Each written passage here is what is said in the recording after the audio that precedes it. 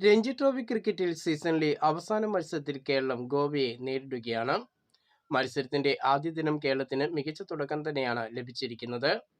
ഗോവയിൽ നടക്കുന്ന മത്സരത്തിൽ ടോസ് നേടിയ ഗോവ കേരളത്തിനെതിരെ ആദ്യം ബാറ്റിങ്ങിനിറങ്ങി.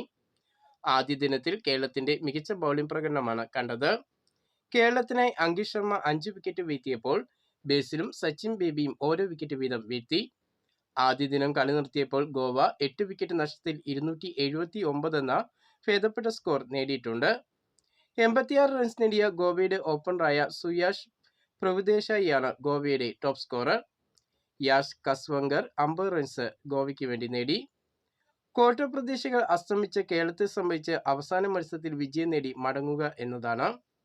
ടീമിൽ വലിയ മാറ്റങ്ങൾ വരുത്തിയാണ് കേരളം ഗോവയ്ക്കെതിരെ ഇറങ്ങിയിരിക്കുന്നത്. മുഹമ്മദ് അസറുദ്ദീന് പകരം വിഷ്ണു വിനോദാണ് ഗോവയ്ക്കെതിരെയുള്ള മത്സരത്തെ കേരളത്തെ നയിക്കുന്നത്.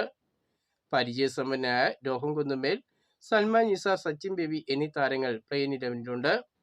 ബാബ അപരിജിത്ത്, ഏതൻ ആപ്പിൾടോൺ, കൃഷ്ണപ്രസാദ് എന്നീ താരങ്ങളെ പ്ലെയിൻ ഇലവനിൽ നിന്നും ഒഴിവാക്കി. അഹമ്മദ് ഇമ്രാൻ, അഭിഷേക് നായർ എന്നീ താരങ്ങൾ ടീമിലേക്ക് മടങ്ങിയെത്തി. മാനവ് കൃഷ്ണയെ വിക്കറ്റ് കീപ്പർ ബാറ്ററായി ടീമിൽ ഉൾപ്പെടുത്തിയിട്ടുണ്ട്.